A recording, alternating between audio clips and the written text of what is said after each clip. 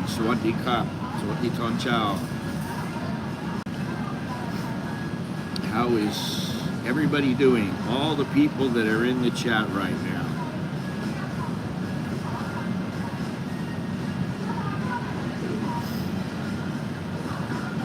Everything's good?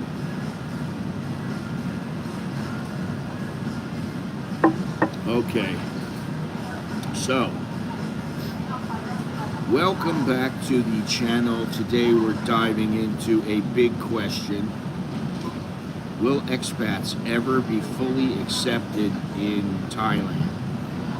Because no matter how long you've lived here, how well you speak Thai, or even if you have a Thai family, as I do, there's always the question of whether foreigners can truly integrate into society here. And I mean fully integrate to where you are viewed just like one of them. So that's what we're going to talk about today.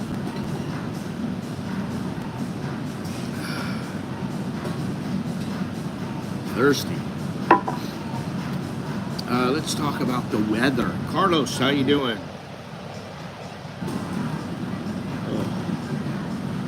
Let's talk about the weather. Very important stuff here. Give me 1 second. Oh, okay, very good, very good. I like to see this. Now we got some people coming in. Very nice.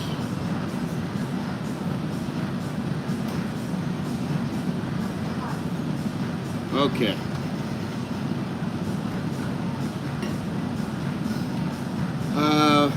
Where am I here? Okay, let's talk about the weather and everything like that real quick. The exchange rate, man, it had been up above 34. It was at 34.11. I think it was yesterday or day before yesterday. And now it's down to 33.69. But I do have something to talk about when it comes to the exchange rate. It's rather important. Air quality, 160. Oh my God. Unhealthy again. Temperature. Temperature right now is 28 degrees Celsius. 35 is the high, 25 is the low, and 31 is the feel-like temperature right now. If you want to deal with Fahrenheit, which I won't be giving this much longer because most people use Celsius. Fahrenheit, 82.4 degrees is the current temperature, high of 95, low of 77, and 87.8 is the feel-like temperature. Humidity is 76%, and it's going to be sunny through next week. So, I want to hear your comments, though, on whether or not you think expats are going to... Oh, thank you, Carlos. What a great way to start out the stream. Thank you very much. Choke D to you. There we go. Let me see if I can give you a little... Give Carlos a thumbs up, please. Appreciate that. Choke D to you. Let me see here. Yeah, I want to hear your thoughts about this, whether or not you can integrate into society, and if you know someone, who might find this stream interesting, then please go ahead and share it with them. I'd appreciate that. And by the way, if you enjoy this stream, make sure to like and subscribe, hit the notification bell, check the description for the different ways that you can help support the channel, whether it's YouTube Super Chats or what's the one, CASHAPP, or whatever it is. Every little bit helps, but if you really want to help, just watch, just share, just click like. Now, I have a couple of news items to go over. The first one has to deal with the currency. The baht has gained 2.7% over the past month to hit 33.817. This was last Thursday, marking the best performance among Asian currencies. However, It may weaken to 36 per dollar in the second quarter after a seasonal boost at the start of the year loses steam. This according to MUFG Bank Limited. The currency advanced as President Donald Trump has so far refrained from imposing sweeping trade tariffs on Asia and Chinese countries, including Thailand, which economists said is among the most exposed to a tariff war. So personally, I hope it goes up to 36 because I want to get as much for my money as I can. That's very important to most people. I don't know about the pound, the Australian dollar. I don't know about these things. But per dollar, 36, that's pretty good. Now, something else, and these are pretty quick here, so bear with me. Thailand's score in the corruptions perception has declined to 34 from 35 the year before, though its global ranking improved one place to 107 according to Transparency International. Thailand was tied with Nepal, Niger, and Turkey. Singapore, China, and Vietnam all rated higher than Thailand, which was 5th in Southeast Asia. The three worst performers in the 2024 survey were South Sudan with 8 points, Somalia with 9 points, and Venezuela with 10 points. And you know, that doesn't come really unexpected. And Thailand, let me see here, I think it's 108 or something? No, let me see here. I forget what it is. Where did I see it? What did I do with it? Get it together, buddy. Okay, Thailand's rank is 107 out of 180 in the Corruptions Perceptions Index. This apparent, according to transparency.org. All right, what is this? Accepted to some degree, but an expat will always be an outsider to some degree. You will never fully be accepted like a Thai. Well, I did do a video about this that's coming up tomorrow. I think it's tomorrow, yeah. Congratulations, Wesley. Who knows? Who knows if you're right or wrong? All right, let's get into this a little bit. Into the news. Let's finish up with the news and let's get into this. Yeah, 107 out of 180. Thailand ain't that great. And the United States, where is the United States? I forgot. Oh, thank you, Carlos. Yes, I got myself a little cappuccino here, which is great. Thank you again. Right, it's turning out to be a pretty good day already. Thank you, Carlos. Choke knee to you. Let me click this here for you. There we go. Is another one. Please click thumbs up for Carlos. Now, where am I? Let's see here. Oh, okay. Now, listen to this. I got two more things here. This is one of them. A foreign backpacker making his first visit to Thailand.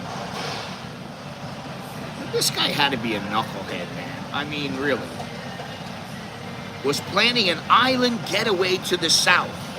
But after a miscommunication, he ended up in the north, nearly 1,200 kilometers away. He also lost his wallet on the way back. But the journey had a happy ending. According to the officer's post, the backpacker told the driver he wanted to go to Koh Tao, a popular tourist island in the southern province of Suratani. But the driver brought him to the north, believing his passenger had said, go to Doi Tao, a district in the northern province of Chiang Mai. You would think this guy would be smart enough to go, wait a minute, on my phone I can put where I want to go and show the guy.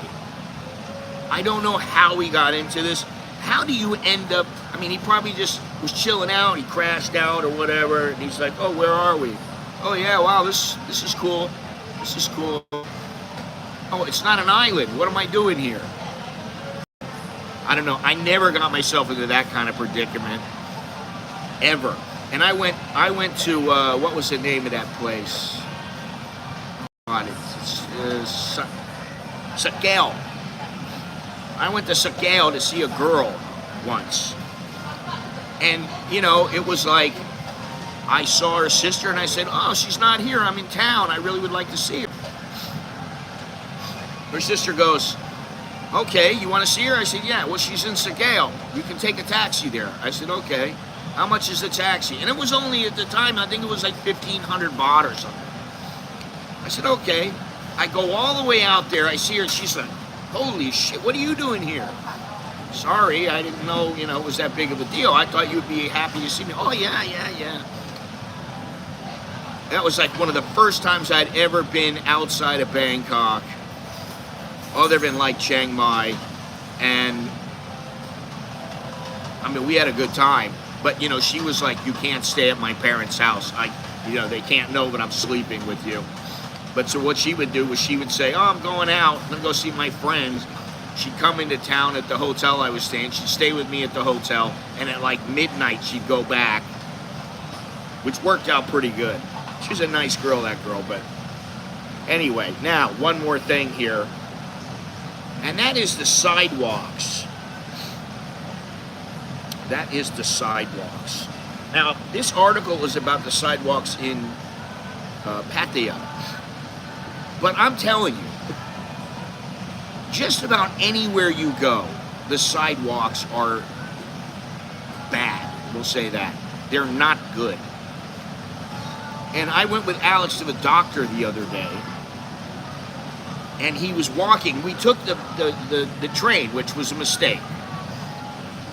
A little bit too crowded, and he didn't want to get wrapped in the mouth, you know, accidentally.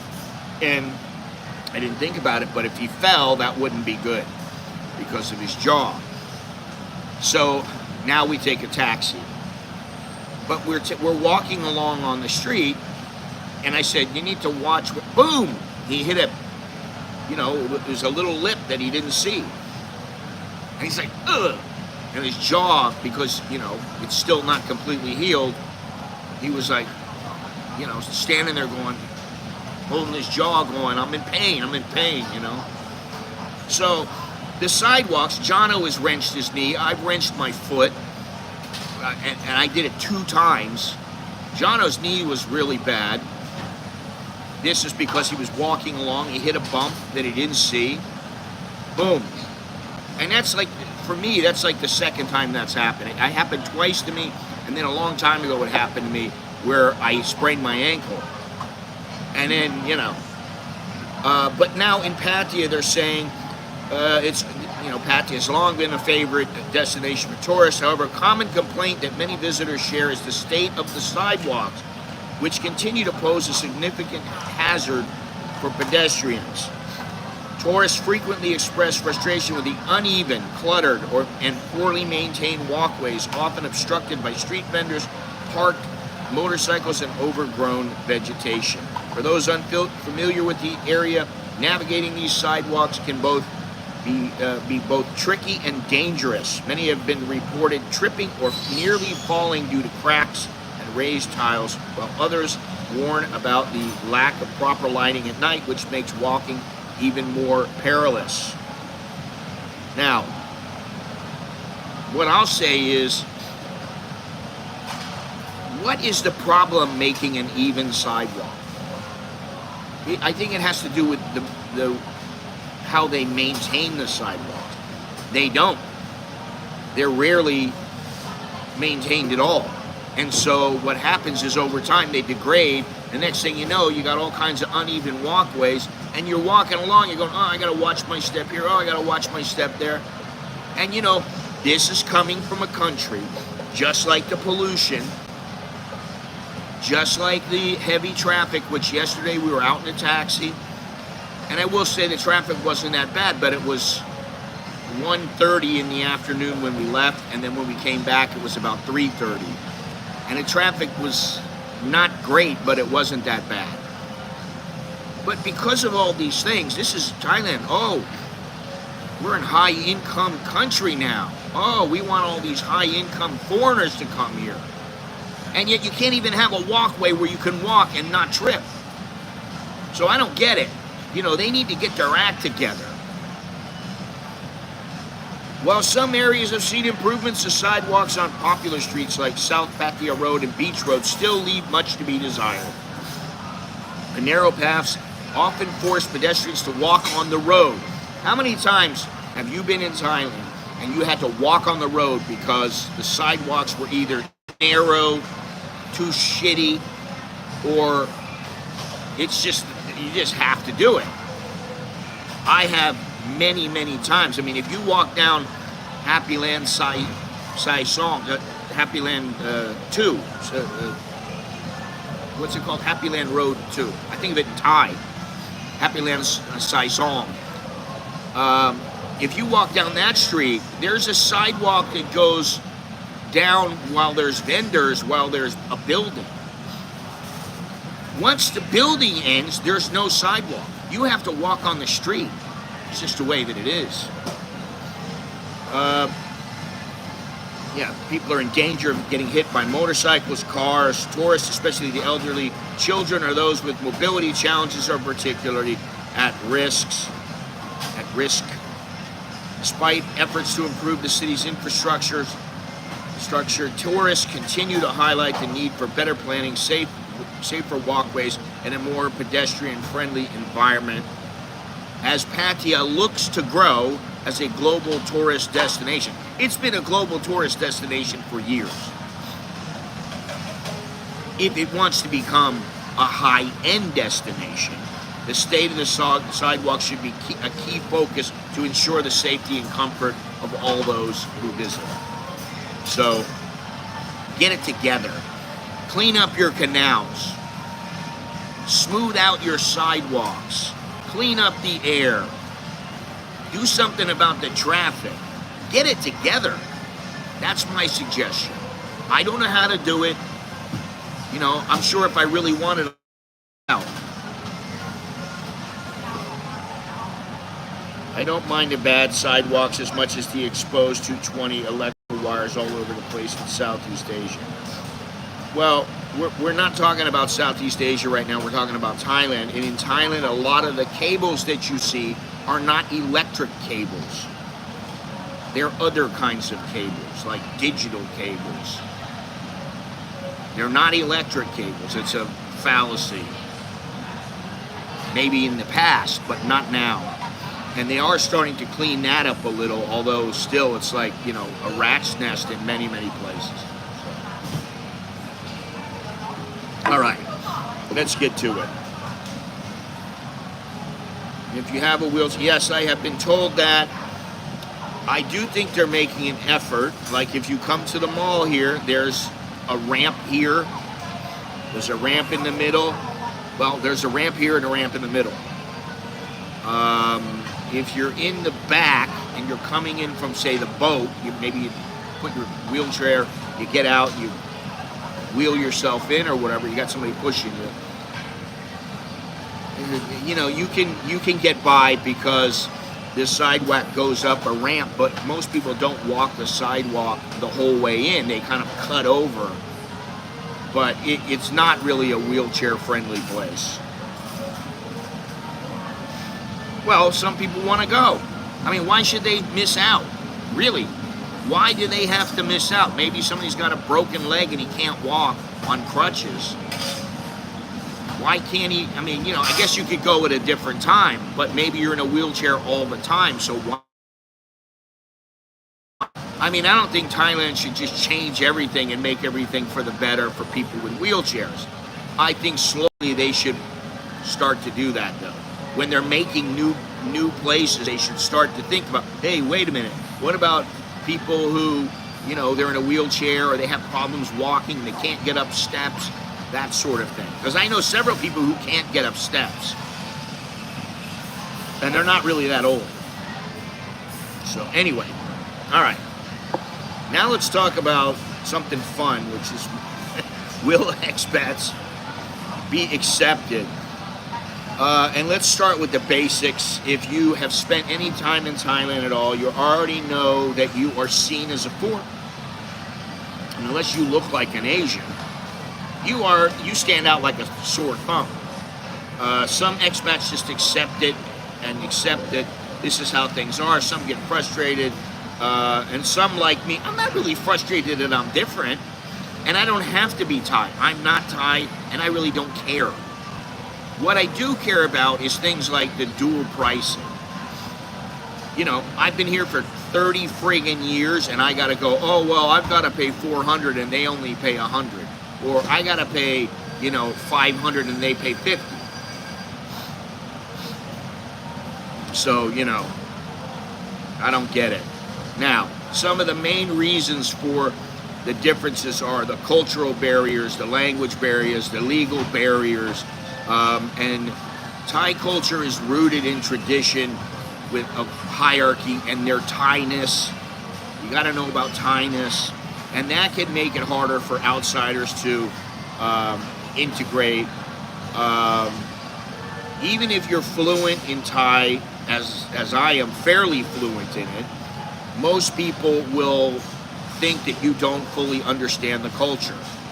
While I don't think I fully understand it, I think I can comprehend it pretty well, and I think I know in many situations what I should and should not do. So what happens a lot of time is you get people, they're scared to talk to you, and you say a few words of Thai to them, and then all of a sudden you're having a conversation with them in their language, and you just see them relax. But that doesn't mean that they think you know everything about Thailand. I mean, I've been with people and I've talked to them, and then they start, and I'm like, whoa, shit. I'm like, slow down. I can't understand you. You're speaking too quickly. They think I'm one of them, and I'm not. Another thing is that expats can't own land, and getting a permanent residency is very difficult. Citizenship is nearly impossible. But that doesn't mean that foreigners are not welcome in Thailand. It just means that the full acceptance, the way you might experience, say, in Western countries, just doesn't really exist here. What is this? What am I looking at here? I just arrived back after being in Southeast Asia for 3 months. Came with a long, fresh, cool the areas in America after living without it. The guy in a wheelchair fell on the sidewalk. Scott, even though you have been here for over 10 years, you're still more than the average Thai person. No, that's not the reason for the dual pricing. Get it right, man. It has nothing to do with that. Really. It's you are an outsider. You must pay. It doesn't mean that, listen, granted, my income is slightly higher than some Thais. But there are a lot of Thais, their income is triple what mine is. You think there aren't people here making 300,000, 500,000, $1 million baht a month? There are quite a few. I said this the other day, and I think it was a video that I put up about the myths of Thailand. One of the myths is that all Thais are poor. They're not. Yes, if you go out in the villages out in Isan, there's going to be a lot of poor people. But take a look at some of the houses out there. Some of the houses you go, oh wow, that's really nice, man. That's a nice house. Because they're not poor.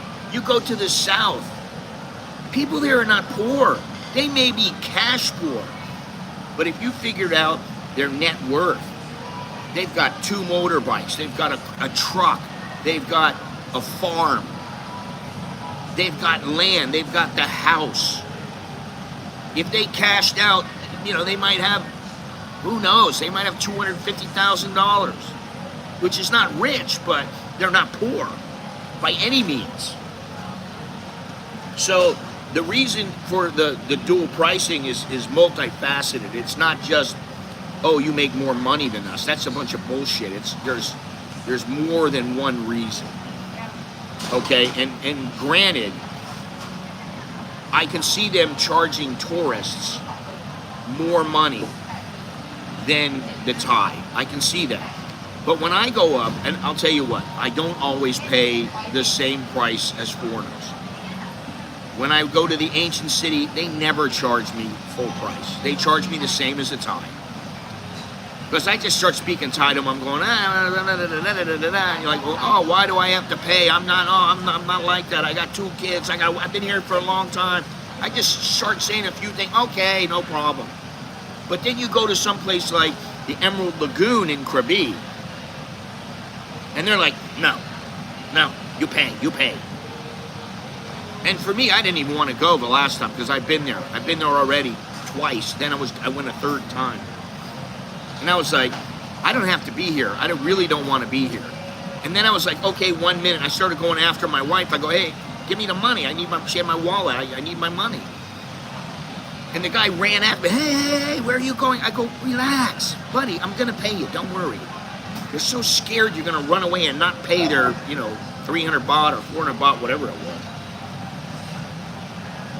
It's unbelievable sometimes. All right. Let me go to the next subject here, which is the word farang. Farang. It's not falang. It's not farang. That's not what it is. It's not farang. It's not falang. It's farang.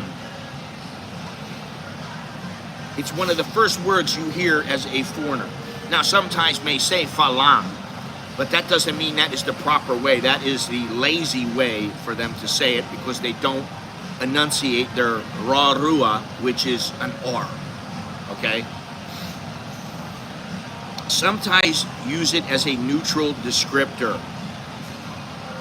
Others use it in a way that is rather dismissive, which is what I don't like.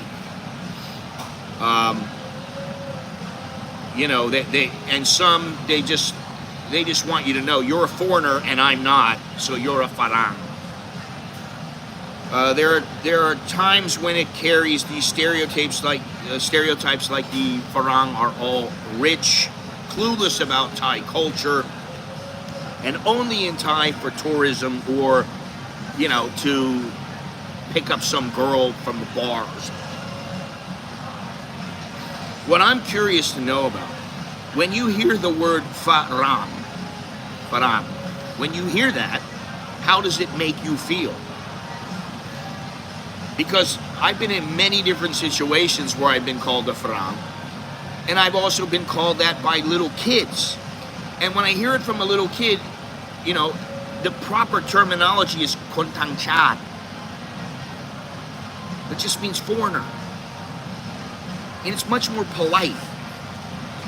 And I've had people do business with me, like insurance people, people at banks and things like that. We're talking and they say, Kun pen kontang chat, you are a foreigner. So we can't do this or we can't do that, or foreigners have to do it this way, whatever it might be. They don't usually use the phrase farang. Now, sometimes people are going, farang. Bar girls, they do it all the time. And sometimes they use it in a negative way and sometimes they don't. And that's why it pays to learn the language, because you can hear what people are saying. You don't have to say anything, you don't have to do anything, because most of the time they say that word and it's not like it's going to harm you. What's it going to do to you? Oh, they called me a name. Big deal. Really, what does it do to you? How much do you lose? You lose a bunch of money because they called you a farang? No. But I'd like to know, how do you guys think, how do you guys think when people are calling you that word? When they say that word to you, how do you feel?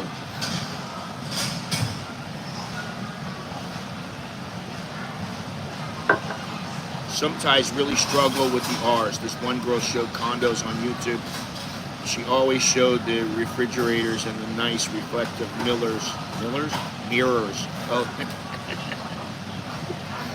in the condos. Yeah, I mean, and after you've been here for a while, you start to hear things that they're normal to you. Like, when you hear of supermodel Christy Brinkley, you never hear of supermadan. They can't pronounce the L at the end of the sentence, and that's because the way their language is structured. or sometimes just Florin. But I hear a lot of foreigners saying that, and if you really want to differentiate yourself, honestly, this is what I think. The way that it's written is with an R, with a raw rua. So why are you saying it as an L? Because that's improper. I don't want to be a stickler for it. I'm not trying to be that. I'm just saying, if you really want to, you want to differentiate yourself a little bit, say it properly. I've heard people that have come here for 20 years. They don't speak much Thai at all. Maybe Sawati Kap, Tau Rai and things like that. And they're saying, that Farang, he told me I was a Farang. There's no such thing as a Farang. I don't know what a Farang means. There's no such thing as a Farang. Oh, that Farang. Oh, God, get it right, man. Anyway, I digress. Well, I don't know, how often have you been here, There's going to be times you go to a tour agency or something like that, they're not going to call you a Farang. Well, some of them don't even, it just doesn't come up in conversation. They might call you it behind your back, but, okay, so, yeah, I would like to know. You just leave a comment in the stream or in the comments down below when the stream is over, because I'd like to hear what you have to think about it, because everybody has their opinion on that word, and I don't want to get upset about it. Now, if somebody says it to me, you fucking Farang, something like that, well, that's not very nice, but I would probably just go, yeah, whatever, buddy, I would just laugh it off, and that would be about it,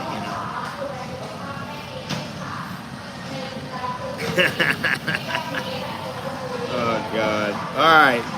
Let me go on here. Now, I have a couple of questions for you. Do you feel like you are accepted by Thai people? Why or why not? I generally feel like I'm accepted. In day-to-day life, I would say, yes, I'm accepted. When I go to the grocery store, nobody gives a flying, nobody cares. When I get a motorcycle, they want to know about me, or they just let me take you to where you want to go. I don't have any problems with it. Now, if I'm going to when I used to work, like in boxing, or when I was in the media, that was a little bit different, because when I was in boxing, I used to have to go to meetings and things like that. And, I was always viewed as the guy, oh, you don't know about this. And then when I was in the media, I called attention to, hey, you've got different records for different people. There's people here and they all have different records. You're looking at two different record-keeping places. One guy says it's 21-2, and the other guy says it's 19-4. What's the truth? Oh, you don't understand. You don't understand. I understand everything. I know exactly what's going on. Now, sometimes I didn't really understand, and I still don't understand why they have to have two sets of record keepers. And I was a record keeper for Box Rec for a long time. And I got screwed around by the Thais all the time. One guy in particular. I would say, is this a legitimate fight? Yes, it is. Okay. I would take his word for it. And then I would find out, oh, it was bullshit. That fight never even took place. I also found that in Singapore. In Singapore, when we had our show, that was the first fight in like 50 years. The first card in 50 years. I was proud of that. It was a great show. Very good. But like 2 weeks later, I see like 8 fights put into Box Rec in Singapore. Then I saw like another 10. And I go, wait a minute. This is not happening. Nobody's having fights here. So I hit him up on it. I go, these fights they're not real. They're bullshit. They're phony. You're padding records. Oh. Then, you know, they got caught. Singapore didn't really say much because they knew. And I knew who the guy was and all, you know, it was just whatever. They're just trying to, what it was here in Thailand is one guy in particular would say to me, please, please do not delete that because we're trying to get this guy to go to Australia. He has to fight in Australia. I said, listen, I understand he has to fight in Australia. He hasn't won in 15 fights and you don't have those fights in the records. If he gets knocked out and killed over there, I'm partially to blame. What are you doing? You know, it was that kind of thing all the time. So when it comes to that kind of stuff, I didn't feel, and you know, there were certain incidences that happened and I just, you know, I was like, no, it's not going to be that way. They didn't accept me. They hated me. Some of them hated me. And I didn't care. I was like, I hate you too. I don't care. You know, it doesn't matter to me.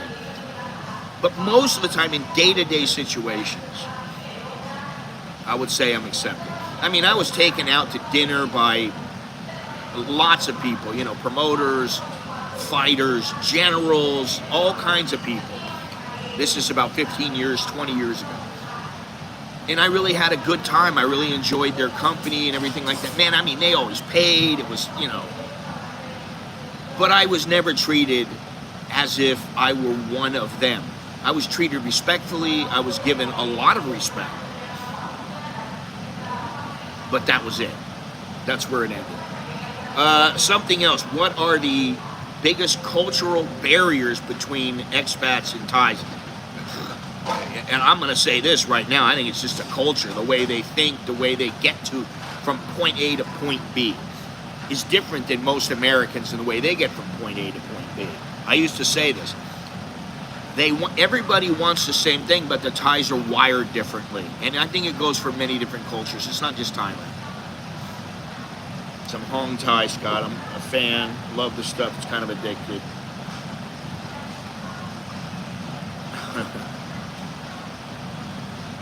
Yeah, I don't drink that shit. It's not my, I'd rather drink something a little more upscale.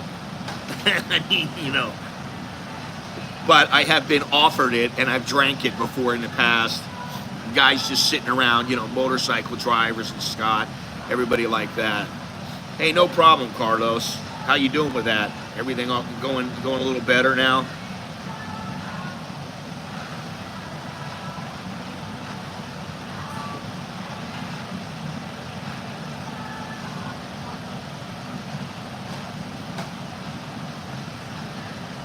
I'm going to say that the biggest cultural barrier between expats and Thais is just the culture itself.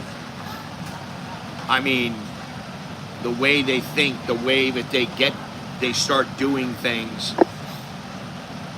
No, well, I don't know, maybe it is. I know about Poi Siang and I know about the other ones, but I don't know what they're called. Well, that's good, Carlos. It's good to know. Maybe Hong Thai is, let me see something here, because I don't remember. Shit. Oh, it's the green one. Yeah, I know that one. That's right. I know that one. Usually, Poi Siang is the one in the little tube. This one is very popular. I was thinking of the whiskey for some reason. There's all kinds of these inhaler things. And I don't use them much because I think a lot of times the people are just misusing them. They don't really need them. But like, I'll tell you, like right now, my nose is stuffed up. And it's because of the shitty weather. Most Thais have no regard for the future. It's always, yeah, that's true. That's a big difference. And I would say that most foreigners, while they think about the future, they don't always plan for the future because maybe they don't have enough money. Maybe they're thinking, God, I got to start saving some money. I need to start saving. I need to put my savings away. And some people do. But I think a lot of people, they're like, hey, I just don't have the money. They're living paycheck to paycheck. And I think that's how Thais, I'll tell you what Thais do. Thais get paid, let's say they get paid on the 31st. And maybe it's a new job. They go out and spend, 15,000 baht. Maybe they make 30,000 baht a month. They go out and spend 15,000 baht on some new clothes because they need to look good for the job and they really want to give a good impression. So they go and buy some new clothes. Then they have 15,000 left over for the whole month.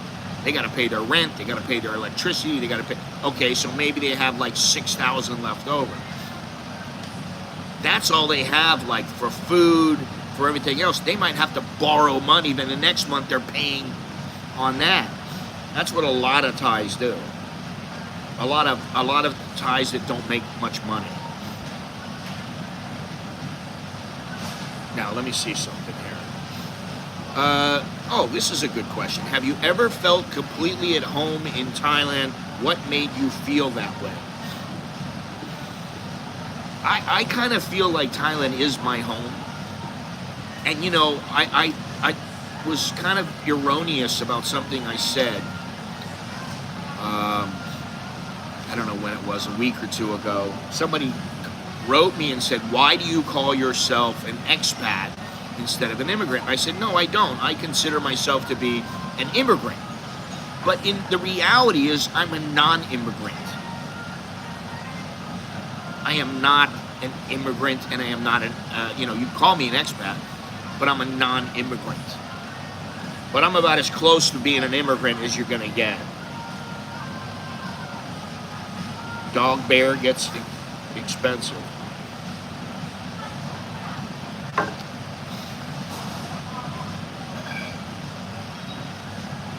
Well, I think the Thais think about right now, because that's they're thinking about, you know, that hopefully they're going to do something good today, and if they're not really worried about in another week or two, because they're thinking hopefully I do this and it's going to come back to me tenfold. You know, I mean, yeah. Buddha, Buddha, Buddha. Now, I gotta say something. I got some more questions, but I do like the, have you ever felt completely at home? And what made me feel this way? I just feel at home because I'm so comfortable here. I don't have a problem communicating to people, especially day to day. You know, I come through for coffee, and, you know, most of the time they know what I want, or I just say it in Thai. I don't even, you know, if I speak English to them, it's because I'm trying to help them with English, or I'm just messing around with them or something. But that's about it. When I go into the grocery, I speak in Thai. Do you know where this is? Do you know where that is? And I'm asking them in Thai. Do you think speaking fluent Thai changes how Thais treat you? Definitely. I think that's a must. You really need to learn how to speak Thai. Buddha and Buddhism is very prevalent in their lives, even if they don't go to the temple all that often. They never forget about it. That's why when they go by a spirit house or a temple or something, they're always whining. Let me see here. What else was I going to say? Should Thailand make it easier for foreigners to become citizens or get permanent residence? Maybe a little bit. Especially for, I hate to say it, but especially for somebody like me. You know, they don't allow retirees to become permanent residents, which I'm like, why? We hang out with Thais or other expats. I hang out mostly with expats, although I do have some Thai friends, and once in a while I go out with them. Now, most of the time, especially in the last couple of years, I hang out with them with my wife. In the past, I used to work with a lot of Thais. And, you know, that was a lot of fun. We always had fun. What's your advice for a new expat who wants to be accepted in Thai society? Learn how to speak Thai. It's very simple. Do you think Thai people respect foreigners or just tolerate them? I think they both tolerate them and respect them.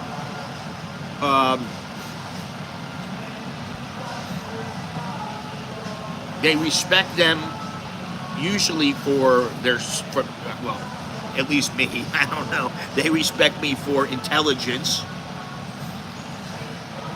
They respect me for learning their language, for being, trying my best to be somewhat integrated here.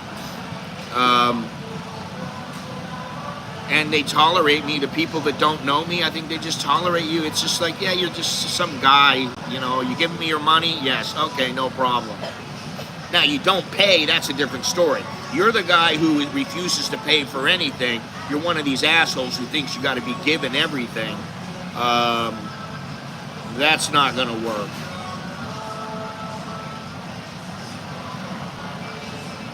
Yeah, tambon. I'll say something about that, actually, because I've been to several of them, and I've been to one in the United States also for a Muay Thai fighter that was, yeah, that was pretty sad, because he wasn't that old. But, you know, Jim said something to me the other day. He wrote me and said he was at like a funeral in his village. And he said, you know, the lottery lady is here and she's selling the lottery tickets during the funeral. Oh my God, I'm so pissed off. I said, Jim, what are you pissed off for? The Thais were buying the lottery tickets.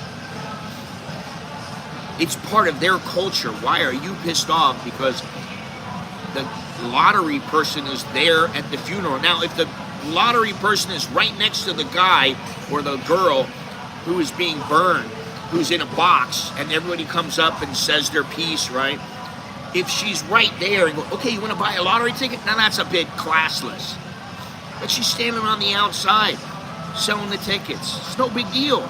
And so if the Thais don't think it's a big deal, why do you get upset about it? You know, and you, oh yeah, okay. You don't need to. Yeah, they go on for days, man. I mean, you know, it's a reason to party. Yeah, I mean, you know, listen, I was surprised. I went to my wife's mother's funeral. And, you know, I was pretty sad because she was a nice lady. And my wife was sad. And actually, my wife went up, you know, to where she was. And she came back, and I saw a tear come out of her eyes, and I went, holy shit, she's crying. I can't believe this. You know, I, you know, gave her a little hug. And it was, the whole thing was about the community, the family and the community getting together, making food, playing a little music, having, I don't want to say fun, but just trying to remember everything about her. And, you know, just trying to get through it, go through life. And then 100 days later, there's another ceremony. And I just thought, okay, well, this is much different than, you know, you don't have a bunch of people wailing and crying. But Thais are not that emotional. I don't know how they do it.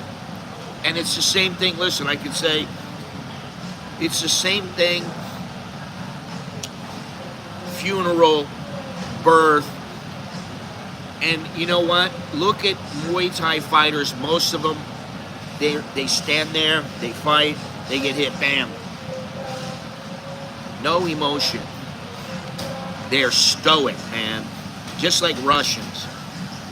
If you've ever seen some Russians fight, like Fedor fight, or some of the better Thais fight, they're very calm and centered. They don't let anything get to them. And I can't say that about all Thais because sometimes get pissed and then they lose it. I don't think I see my wife doesn't get angry like to where she's yelling at somebody. Or I probably haven't seen her do that. She's only done that like once in her life that I've seen her. She just doesn't get pissed.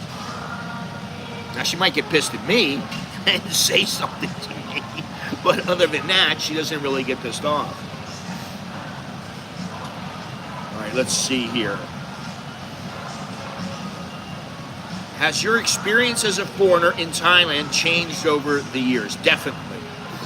When you first come here and you've been here for a year or 2 years or 3 years, you're scratching the surface. I see these guys, I've been here for a year. Should I leave? Should I stay?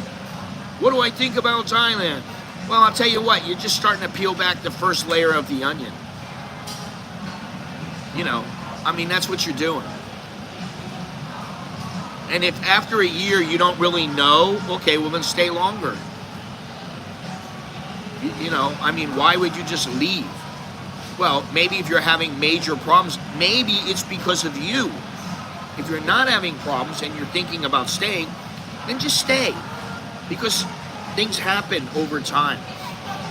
I used to say, if you come here without a job and you've got plenty of money to hold yourself over for, say, 2 years, and you got money back in the US, where if you have to go back after a year or two, you can go back, you can start all over again, you know, you can start yourself up, maybe you got a car there, you can get an apartment, you know, and you get set up, and, you know, you got enough money, right?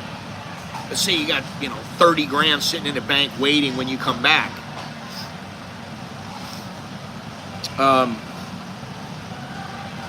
What I would say is, what I used to say is, give yourself a year to make acquaintances, to network, to get to know people, and also to learn the culture. And after a year, you should start to get closer to finding a job, finding something to keep yourself busy, whatever it may be. But it might take a year. And that's just, you're just scratching the surface. Carter's been here 10 years, he's still learning. I mean, listen, I've been here for 30 and I'm still learning. Every day I learn something. Whether it's the language, and you know, I try to upgrade my language skills all the time.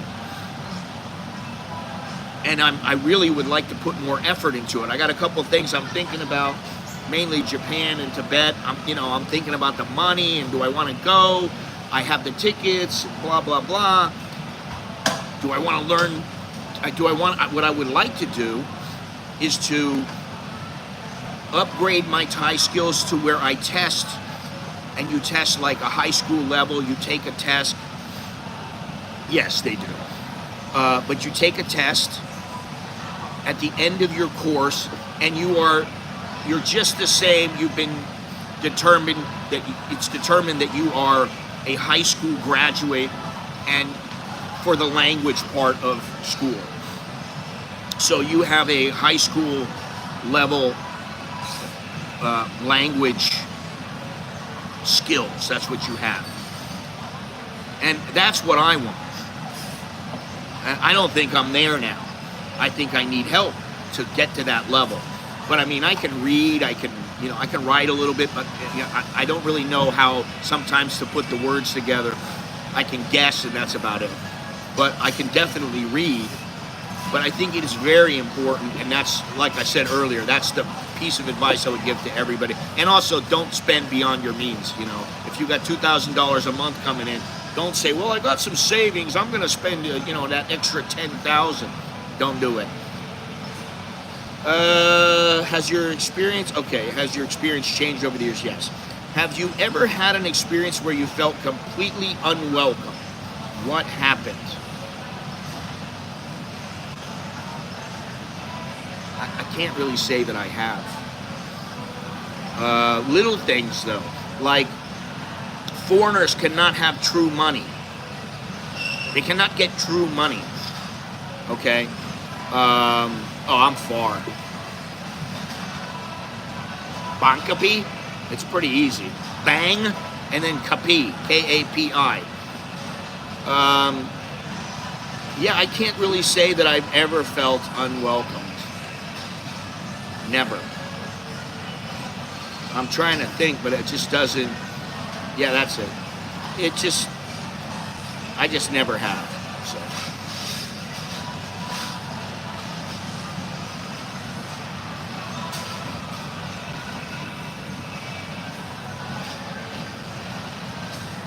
How many train stops away from central Bangkok are you? I don't know how to spell the area you're in, so look it up. Train stops, usually I would think like you mean train stops like a regular train. You're talking about BTS, MRT.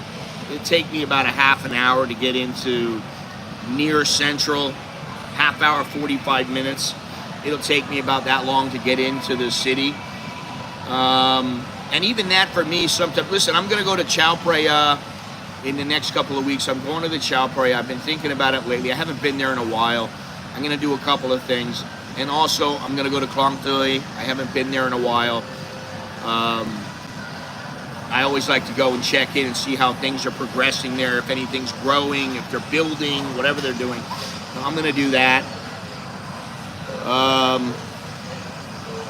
There's a couple places, but like those kind of places, like if I go to what is it? I go to Saturn, the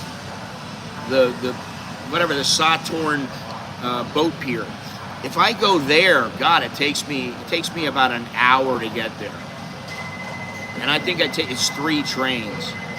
It's maybe an hour and 15 minutes, hour and a half, but it's about 3 trains. So it's not like I can just jump on a train and go somewhere and I'm there in 5 minutes. I mean, it takes you 5 minutes, 10 minutes just to get up to the train, and then you might be waiting for the train for, say, 10 minutes. I'll tell you what, though. Yesterday, I had to bring Alex to the doctor. I wanted to go in with him because he was feeling some pain. I said, okay, I'm going to go in with him. So I said, well, let's just take a taxi because I don't want to take the MRT. I don't want to take the BTS. So we get in a taxi. We leave at 1:30. We get there at like 2:20. They see him almost immediately at like 2:30. He's in there for about a half an hour, 45 minutes. We leave at about 3:15. No, we leave at about 3 o'clock, and we're home by 3:30, 3:35. So we left at 1:30 and got back at 3:30, and that place is near the intersection of Asok and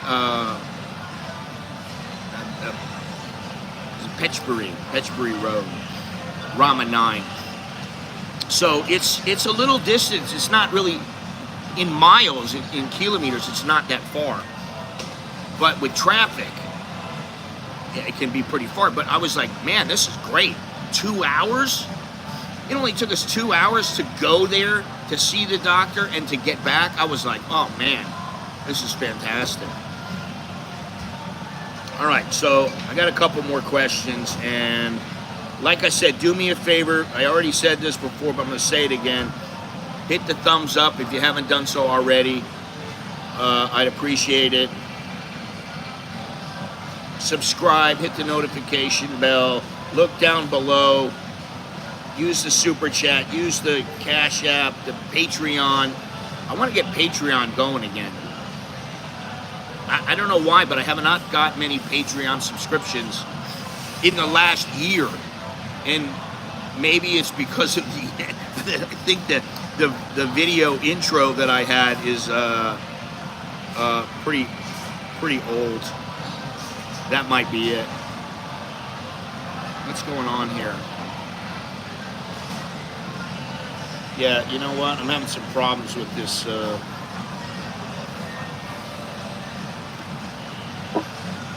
Why? I don't know. Here we go. Okay. Good. If the chat comes up, we're all good. We're golden. Here we are. Okay. Now.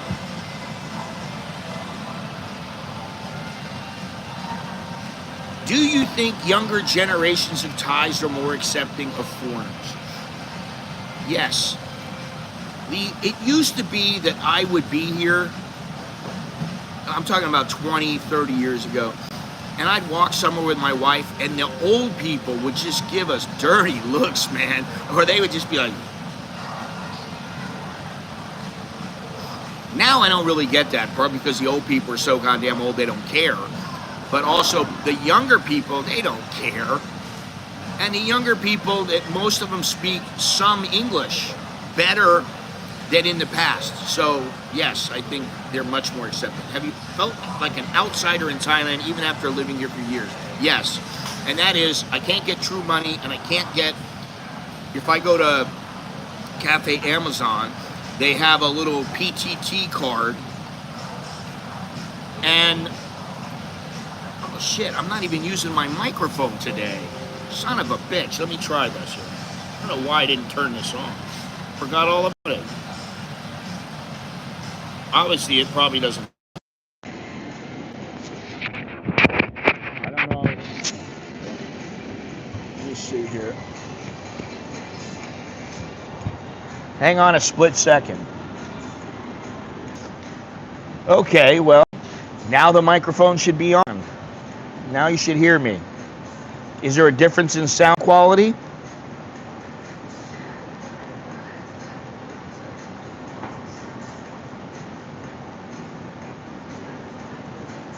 Have you felt like an outsider? Yes, I have felt like an outsider.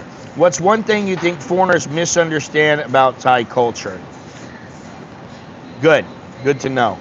I would say probably about money, family. That's good. So this thing does work. Money, family. I would say, just off the top of my head, I would say money and family are probably the things that people misunderstand about Thais, especially family. I mean, it's taken me literally years to understand the importance of family.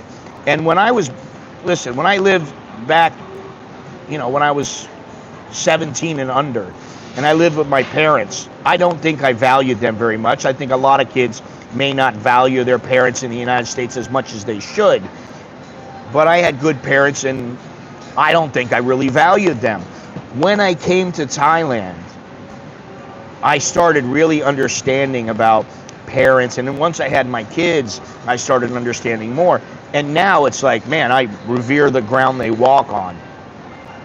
They're the best. I'm so happy that I have them and not some guy who, used to beat the hell out of me, or, a mother that's a drunk or something like that, so,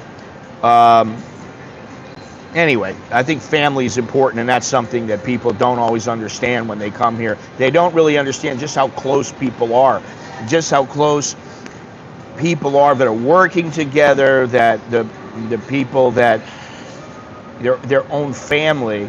You go to some place and you see some guy working, and then the next person who comes in is his sister or something like that.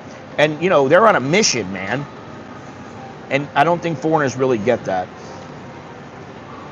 Do you think Thai law should change to give long-term expats more rights? Maybe a little bit. But I wouldn't say do it to where you give them a lot more rights.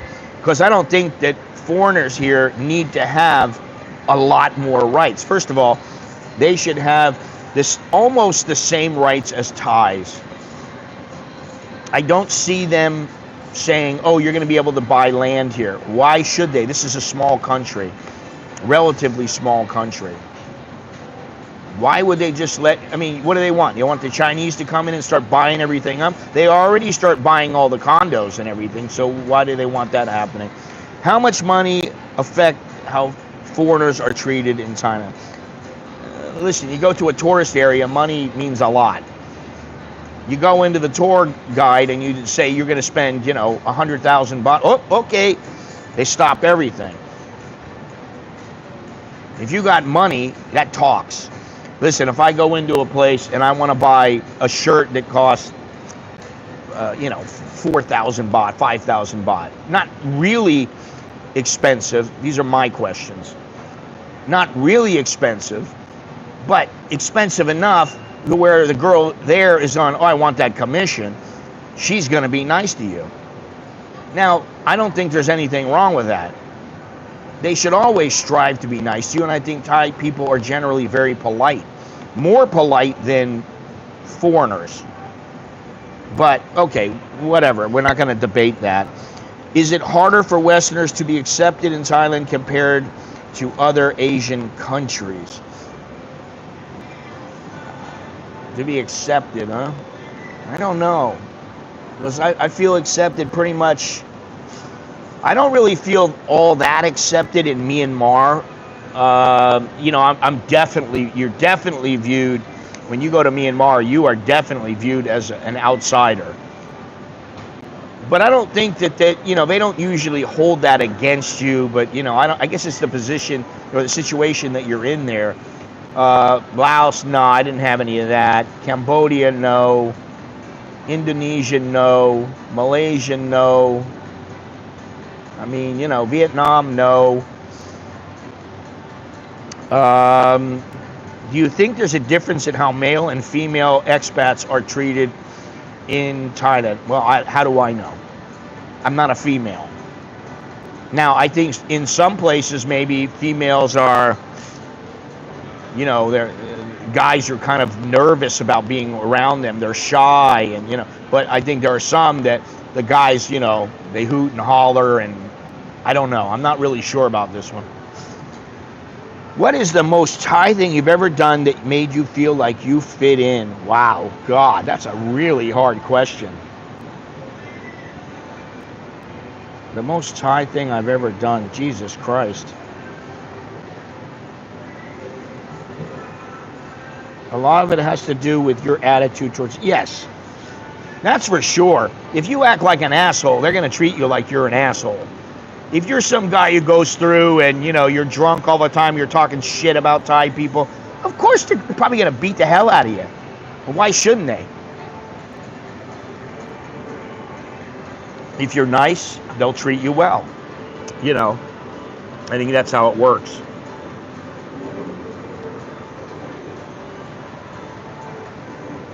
All right, so this question here, this is a tough one.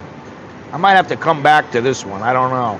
Because that's a pretty tough one. What is the most Thai thing I've ever done that made me feel like I fit in?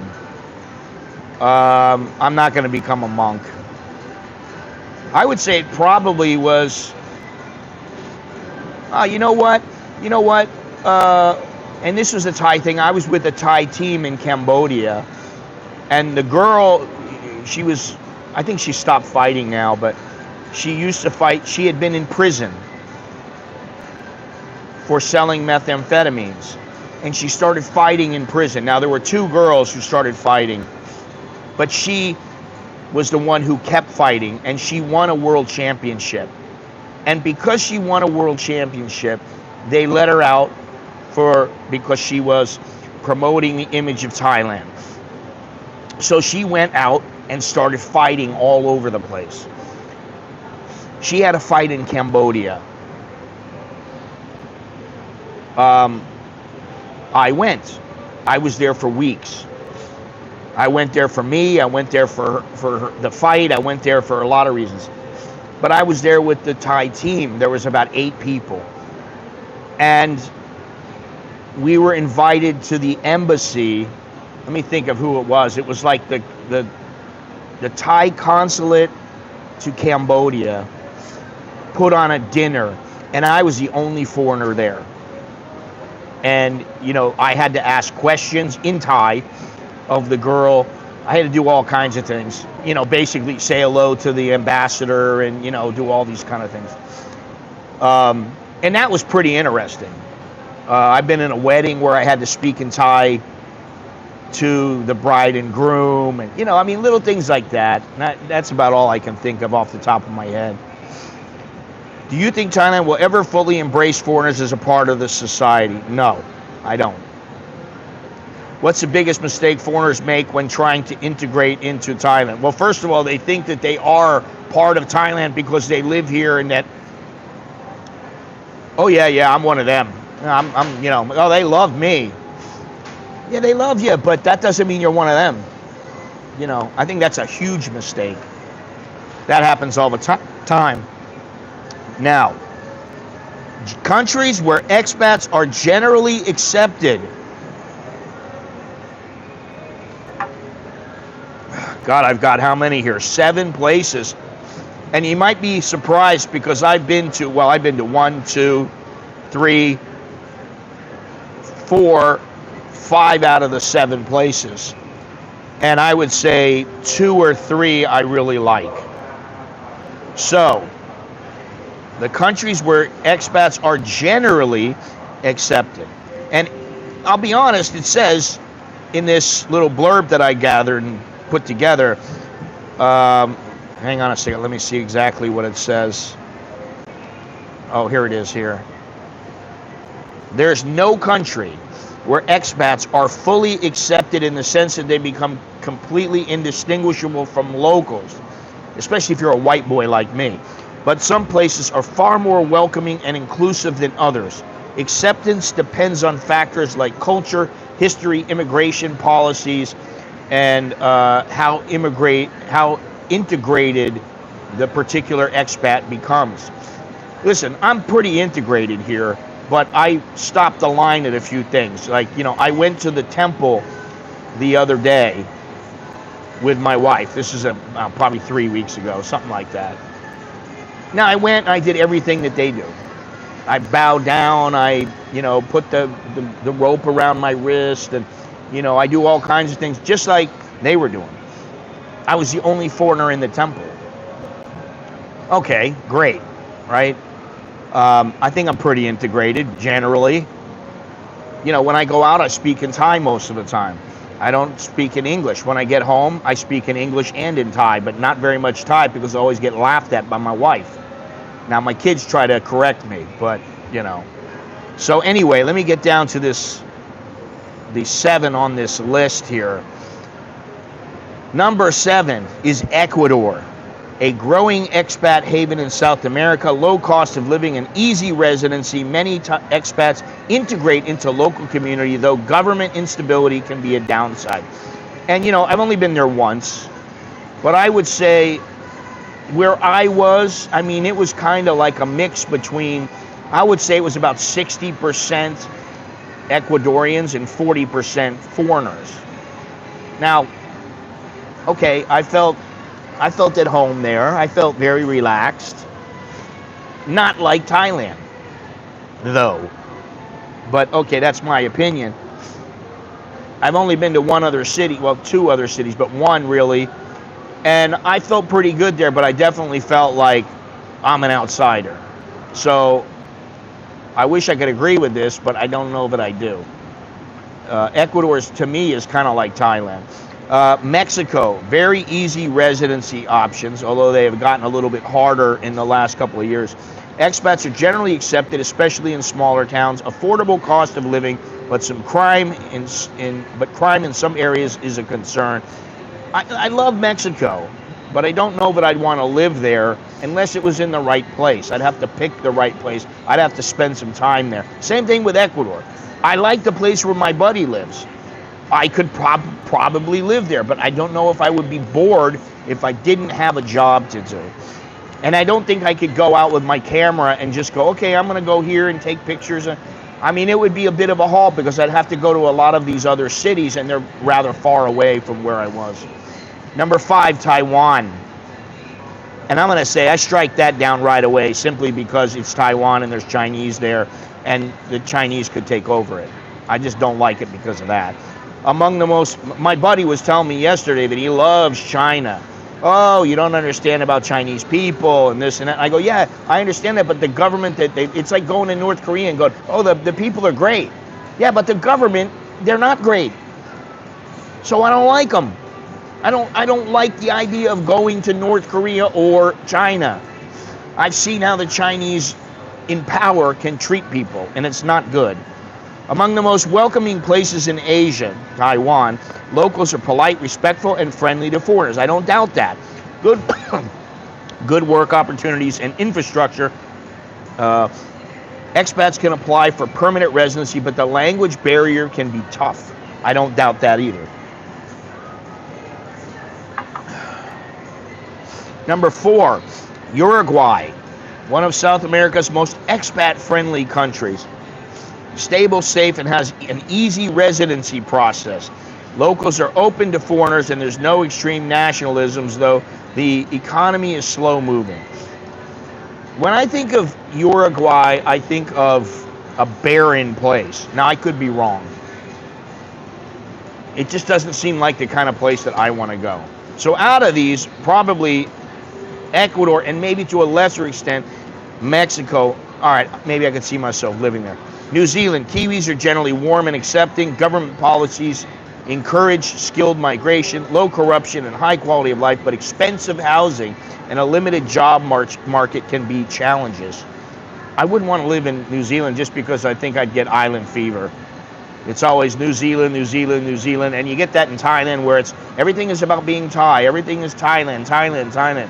But I can always get out of here if I want, and it's really easy to get out of here. I can jump on a plane to Cambodia and it cost me $100, $150. Okay, number 2, and I agree on this one, Portugal. Welcoming locals, especially in smaller towns. Easy visa options like the D7 and Golden Visa. I'm not sure if that's changed yet, but I think it has. Many expats learn Portuguese and integrate well, though salaries are lower compared to Western Europe. All I can say is I was only in Lisbon in Portugal, and the experiences I had there to me were unforgettable. I mean, they were fantastic. I mean, we were sitting with people at a table, people we didn't know. We're all drinking sangria, eating meat and vegetables and barbecued food and talking to people, and we just had a great time. It was fantastic. It really was. I think they don't let people become monks past a certain age. Okay. I'm not planning on becoming one, so I'm not really worried about it. For some reason, your stream crashes on YouTube. I watch plenty of other live streaming, and it's only yours that does it. It's like 5 times or more per show.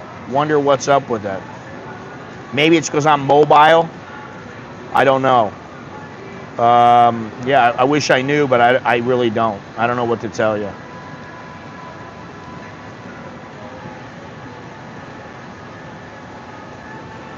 All right, so where am I here? Okay, Portugal. Yes, I like Portugal a lot. I liked Portugal a lot. I liked Ecuador a lot. Mexico to a lesser extent. The average Mexican person, maybe that's what it is. I don't know. I really don't know. You guys are the first ones who have told me that you've had problems with it. I don't know what it is. But I have to use the phone.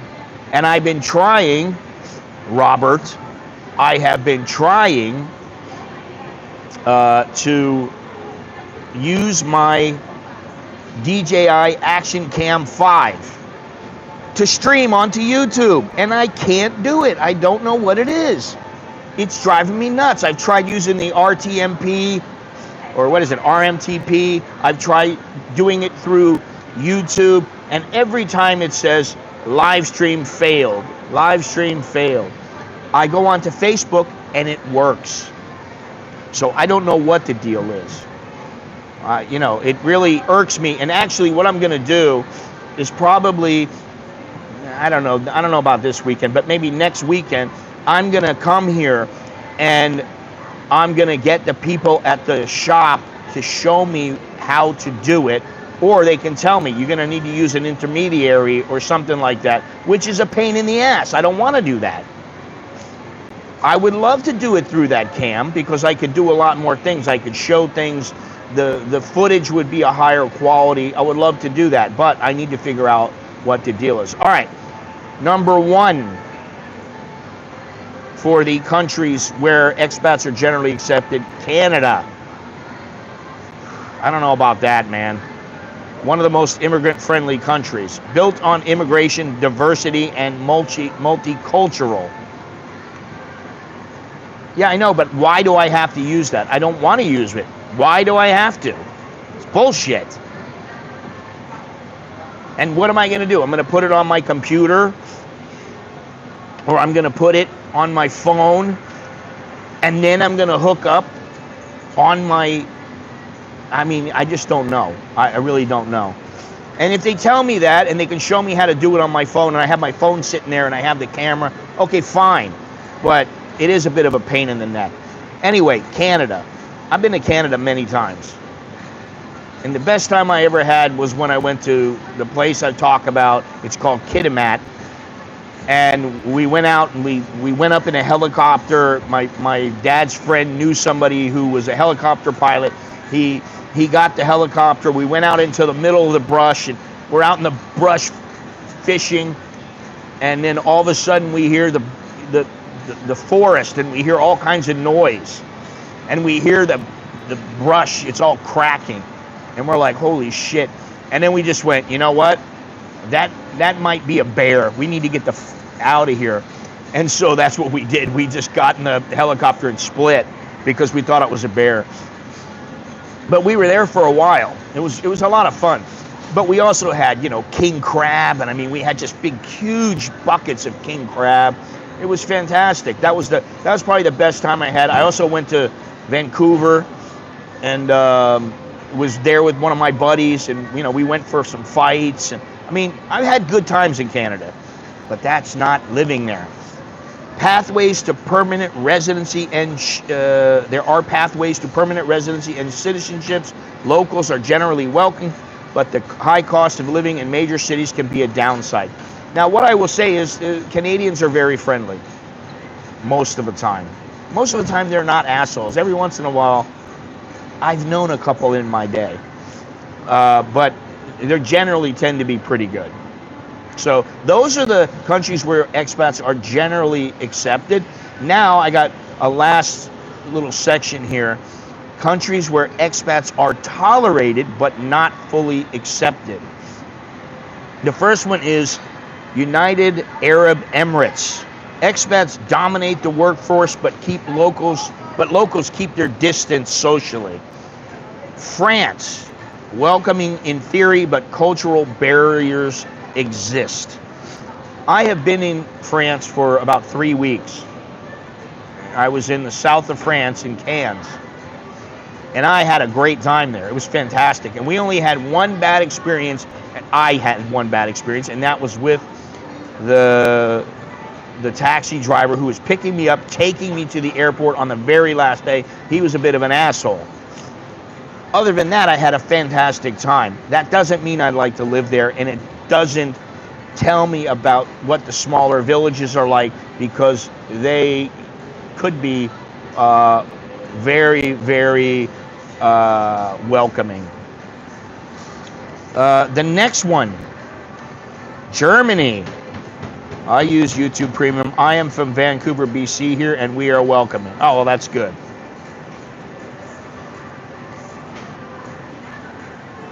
Okay, well, that's good, Robert. I'll have to check it out. I don't know what the third-party stream is. I mean, I've had a few in my day. I don't want to use, what's the one that's on the computer? It's I forget. It's what everybody used to use, and it's free. I don't want to use that one because it's on my computer. It's not on your phone. It has to be on my phone. I've used StreamYard. I've used a bunch of them. Melon. I've used all kinds of them. Okay, Germany, good for working opportunities, but social acceptance takes time. I mean, Germany is a very beautiful place, and I was supposed to go there to go with a fighter, and that fighter had an injury, and he didn't want to go there. I think it was just maybe because he was at the very end of his career and he just didn't want to fight the guy, and it was a big risk, and it could have damaged his legacy. Whatever reason it was, it didn't really matter. I didn't get to go, which kind of sucked. But I wanted to go there. Another one, Japan. Polite but difficult to truly integrate. Strict immigration rules. And from what I know, a lot of the Japanese, they look at you as a foreigner and they want to practice their English with you. And you're the token foreigner, so they've got to practice their English, even if you speak fluent Japanese. Now, I've known a few people who lived in Japan, maybe 5, and Sam, who comes in here every once in a while, he's the one who I think has integrated the best. And, I think he enjoys living there. All right, last but not least, country where expats are tolerated but not fully accepted, Thailand. Friendly on the surface, but foreigners will always be seen as farang. No real path to citizenship. Very difficult. It is possible, but, you know. Anyway, it's going to take time to do that. So those are the ones, the countries where people are tolerated, expats are tolerated, but they're not fully accepted. And I don't think, honestly, I don't think Thailand's ever going to change. I really don't. They may change their dual pricing policy at some point. I don't know. But listen, it's been in place for many, many years. Why would they change it now? If you don't like it, don't come here. That's the way they think. You know. No matter where you go, you're going to be an outsider to some degree, even if you fully integrate. Learning the language, adopting local customs, whatever it is, building relationships. The best place depends on how much really acceptance matters to you. Do you need to be 100% accepted? I don't. I don't feel like I'm accepted in the United States 100%. So what does it matter here? To me, it doesn't really matter. I mean, I'm accepted on a one-to-one level, on a small scale, much of the time. I'm pretty well accepted, in my opinion. Not 100%, but maybe 90% on a one-on-one, two-on-one, maybe three-on-one scale. You go anything above that, that's a different story. I mean, you know, like when I worked in the boxing gym, there's a bunch of boxing guys in there, and they always looked at me as because I wasn't fighting. Oh, he's a guy who doesn't fight. And I was like, yeah, but I used to fight. I'm freaking 50 years old. What do you want? You want me getting in the ring now? I mean, come on, man. You know, I mean, when I was 20, I was 10 times faster and, you know, more fit and everything like that. But, you know, they understood that. But that didn't mean they accepted me. Now, they accepted sometimes when I showed them things. At first, they would be like, oh, and I would be like, hey, just wait a minute. Look at this. Listen to me. And then they would listen. And most of the time, they tried to pick it up. They would do what they were told because they were respectful. But not all the time. That's, you know, the way that it is. At the end of the day, Thailand is still a great place to live. But full acceptance, I don't think it's ever going to happen. That doesn't mean you can't make Thai friends. It doesn't mean that you can't enjoy your life here or even feel at home, as I do. I do feel at home here. I mean, really, I feel like this is my home. It's more my home than the United States. Because I'll be honest, I remember the old United States. But now, as I get older, the memories start to fade. And I don't go back enough to go, oh, I remember this place. And what I find is, you know, like my mother will take me to a place where I used to go all the time, or to my friend's house that I used to have. I'll go there and the place looks completely different. We used to have a little park at the end of the street, and we used to play football there. Man, we'd get together like 4-on-4, 5-on-5. We'd play football. And I thought, man, that little park was the epicenter for sports, man. I thought this is the best place. We play football, we play baseball, we do everything here. This place is fantastic. Man, I go down there when I, you know, like 2 times ago when I went home, I go down to this park and I go, this park is tiny. You know, I was smaller, I guess, back then, but I'm like, this park is tiny, man. How did we ever play here, you know, and think this was it?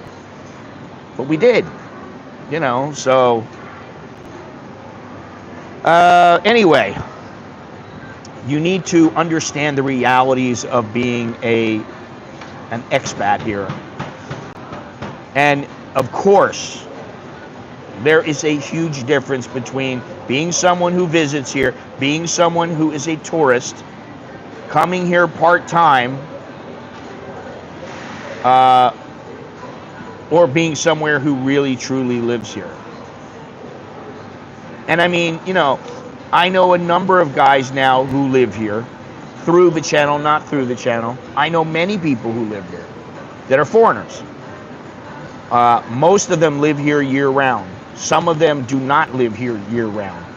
Some of the Brits, they go back home and they stay there for 3-4 months. Then they come here for, you know, 4 months. Then they go back for 4 months.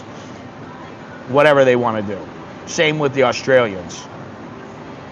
So, anyway, what do you think about this subject? Are you ever going to be fully accepted? Do you feel accepted as a tourist? Or do you feel accepted as an expat? You know, maybe you were a tourist and you remember, how was it when you were a tourist? Because I remember when I was a tourist, and I remember just shelling out a lot of money going on tours. I don't mean tours in the traditional sense where, you know, you've got 50 people and you all get on a bus and you go somewhere. I used to go on these tours where it'd be like, you'd be with like 3 or 4 other people and you're going into the mountains of Burma, or you're going up in Chiang Rai or whatever it is. I still remember taking a ride on the Mapping, and that's what really got me thinking to myself, I should move here. I was on the Mapping, going up the river. We were going to get to some little village, and then some elephants were going to pick us up, and they were going to take us up to this place in the hills where there were the hill tribes and the opium and all this other stuff. And I remember riding on the boat and thinking to myself, you know what? This place is fantastic. And I remember thinking, for 500 baht a day, I can have a little hut and just chill out and just spend some money on food, and I'm good. You know, back then, that's when you could spend, say, $500-600, and you'd be existing, but, you know, $1,000 a month, you're living pretty damn good. Now it's not the same. So, anyway, we got 35 people in the stream. We got 28 thumbs up. Okay, that's not too bad. But remember to click the thumbs up. I would appreciate that. I'd appreciate anybody. Thank you, Carlos, today for your 2 contributions. I appreciate that. I appreciate it from anybody. What else? I think that's pretty much about it. That's all the important stuff today. I do have some videos coming up. I have a video tomorrow about whether or not you will ever be Thai in Thailand, which we already know kind of we know the answer to that. No, you will never be Thai. But I get into why you will never be Thai, the reasons why. And I think some people don't really know why, you know, we're kept on the outside. So check that out tomorrow. I think it's at 8 o'clock in the morning tomorrow. And then I may be streaming I don't think I'll be streaming until Tuesday. Let me think here. What's Tuesday? Tuesday is the 18th. I don't know. I think I'll be streaming on Tuesday. And I think the days now are going to be Tuesday and Friday. And that's about it. Is there anybody out there? Can anybody hear me out of all 35, 40 people in the stream right now? Can anybody hear me? Is like my microphone not working? What's going on? Nobody has commented in, I don't know how many minutes. You don't hear me, Robert? Okay. Oh, God. Is there anybody out here? We can't hear you. I don't know what to tell you. You can't hear me.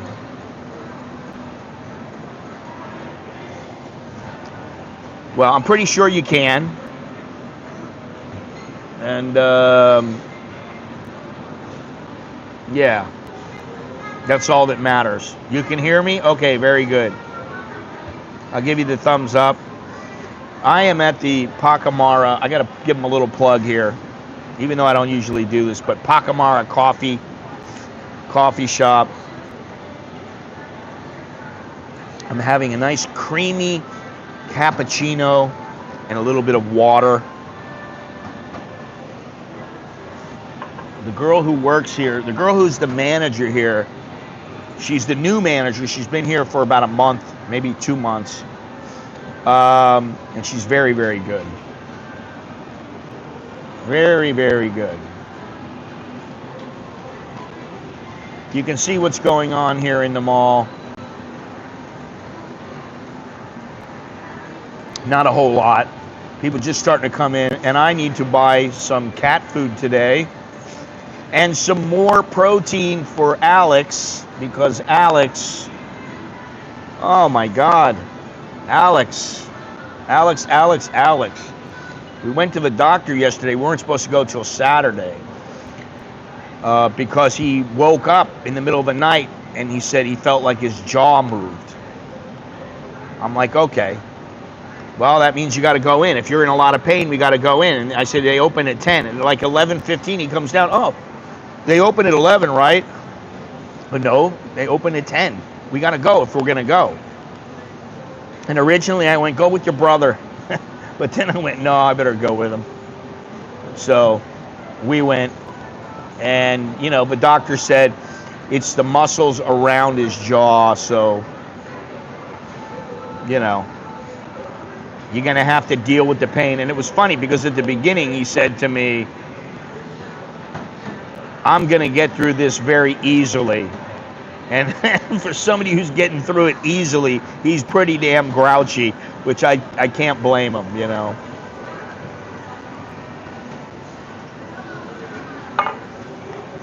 Anyway, thank you for all the people that are talking to me. I appreciate it. Thank you to all the people in my stream.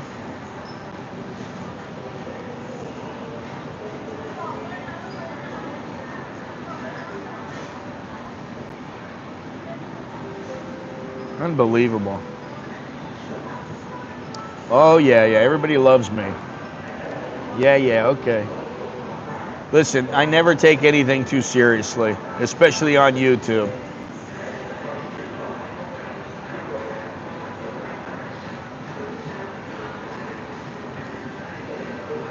I didn't see that. That's pretty funny, but I didn't see it, no.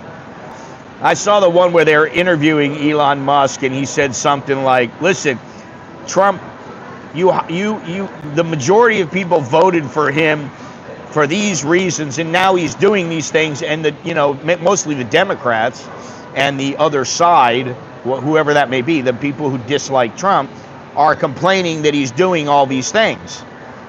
And it's like, wait a minute, you're finding out about all the graft that's going on in the government, and you think that's a bad thing? What is it, 59 billion?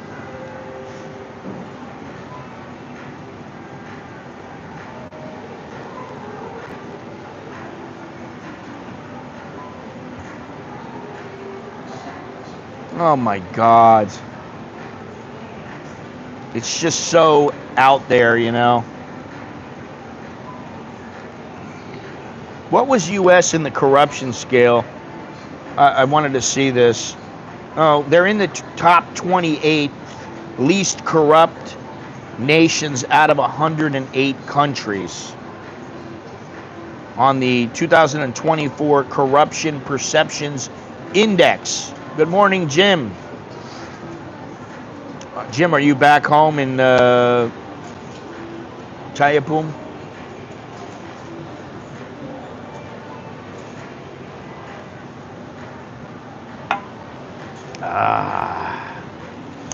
That was pretty good.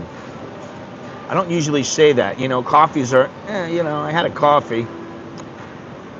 But today it's very good. What's happening, Jim? How's your mouth? How's everything going with that? Your dental procedure.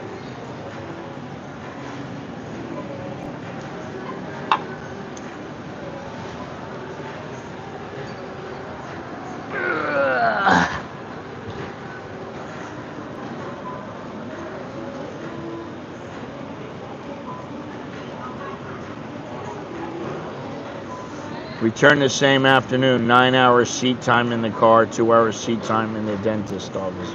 2 hours, huh? Wow.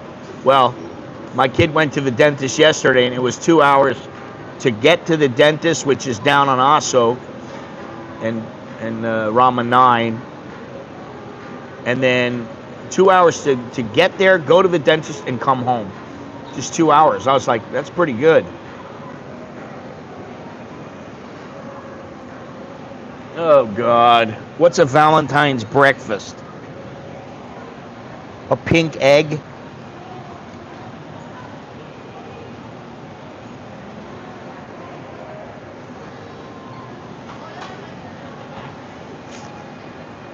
My wife is not here right now. She'll be back tomorrow.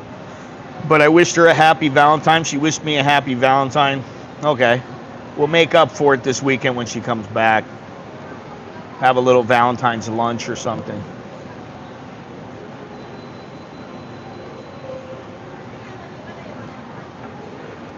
I'm not sure what a Valentine's breakfast is. You know, I gotta say something. Sometimes I get bored with things so quickly.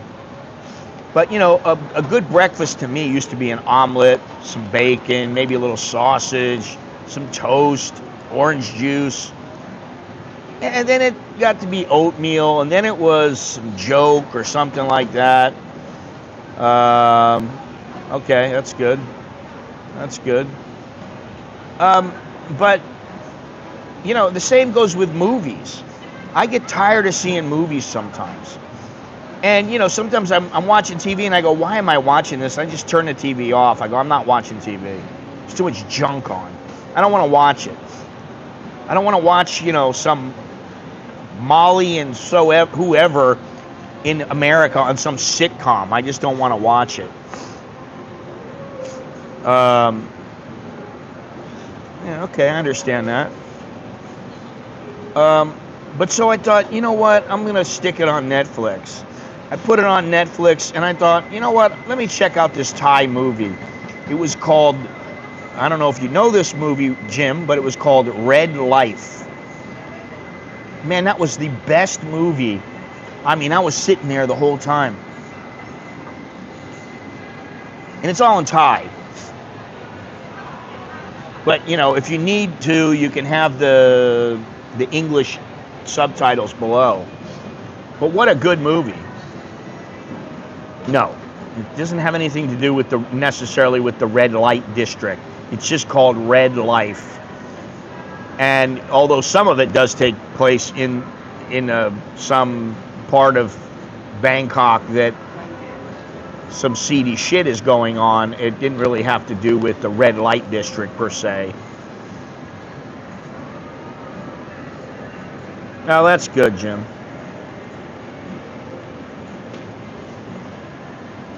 Sure she appreciated it. If she didn't, then you got to give her the boot. Red Life. Look it up on Netflix. Quality movie, man. It's a little slow. It's like a slow burn. But you start getting into it, and before you know it, you're like, holy shit, man. You get vested in the characters. You know, very, very good movie. And the other day, 3 nights ago, I watched that movie. And I thought, oh yeah, pretty much no problem. You know, you get the keywords, and then, you know, you understand what the sentence is. Ha ha ha ha. But I watched the movie a couple of days ago, and I was like, man, what a great movie. And Alex goes, oh, it's very refreshing you're watching a Thai movie. And I said, well, I know, but I just feel like watching something different. And so then yesterday, Nicholas came to me, and I go, you know, I know a good movie you could watch. He goes, what's that? So I told him. He goes, all right, I'll watch it or whatever. Well, no, he goes, I'm not going to watch it. I go, no, you should watch it. You should watch it. Okay. So he watches the movie.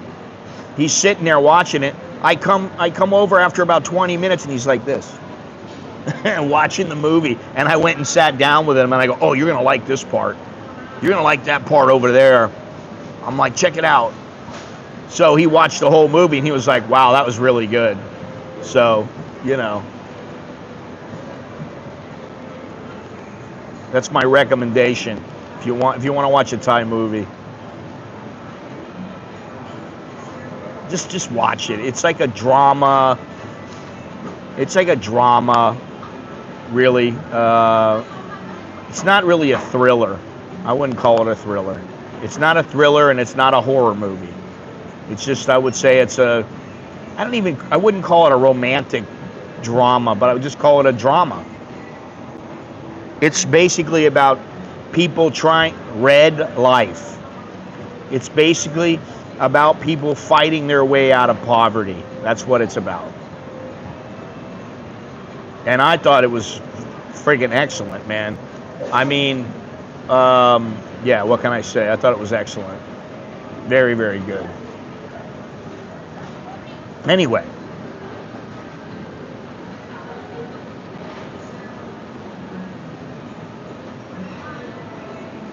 Thank you to everyone who joined the stream today. Appreciate it. If you haven't already, like the video, subscribe, hit the notification bell so you don't miss the next video or stream. I want to hear your thoughts on what I've talked about today, so please leave me a comment. Although I'll tell you what, this stream I may make it. This might be the last stream that I'm just gonna leave up, and all the rest are gonna go to the members, and that's it. You got to get a membership if you want to watch the rest. It's only $1.90. I mean, you pay $1.99 a month. If that's too much, I don't know what to tell you. You know, I'm sorry. But hopefully you got a few of the realities here today. If you'd like to send me a Dear Scott letter, I'm still trying to get people to send me those, or you'd like a consultation, please send it to anamericaninbangkok@gmail.com. Like I said, I really do want to hear what you have to say about this video. Do you think expats will ever be fully accepted here in Thailand? What do you think? Let me know. Yes, red life. That's exactly it. Yeah, okay. Red life, one word. All right, great. I'm glad maybe you can watch it, Dale. It's a good movie. I thought it was very good.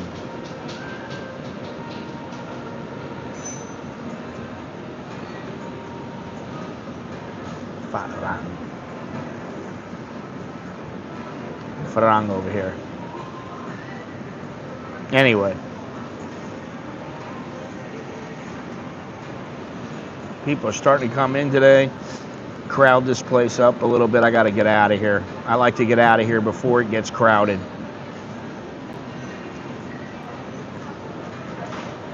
What do they do? Oh, they just bought some coffee. Coffee for the road. I got plenty of coffee at home, so. Anyway, I guess that's all we have. So thank you very much. Thanks for spending time with me on Tuesday. No problem. No problema. Next time you come down, let me know ahead of time. Maybe I'll be here. I don't know what's going on the next couple of months. I don't. I'm a little lost right now. I need to figure some things out. And the thing is I'm torn between stashing a big chunk of cash or spending it. Which, you know, that's a lot more fun. But, you know, something feels good when you stash a big chunk of cash.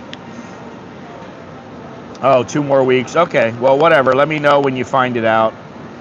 I know things I have to do, and I'll get them squared away.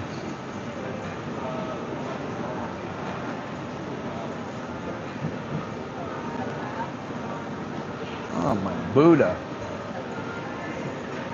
That's some tattoo. I don't know what that is. Anyway.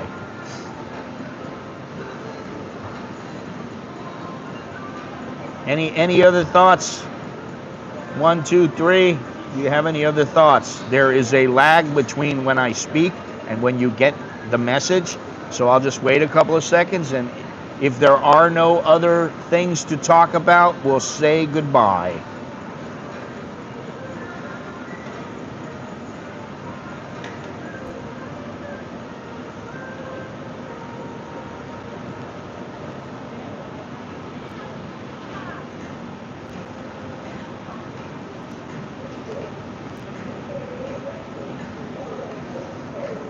Okay, see you all later.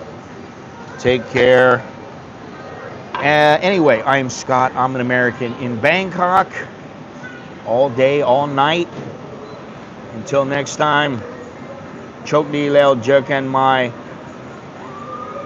Good luck and see you again. That's all I got, so take care.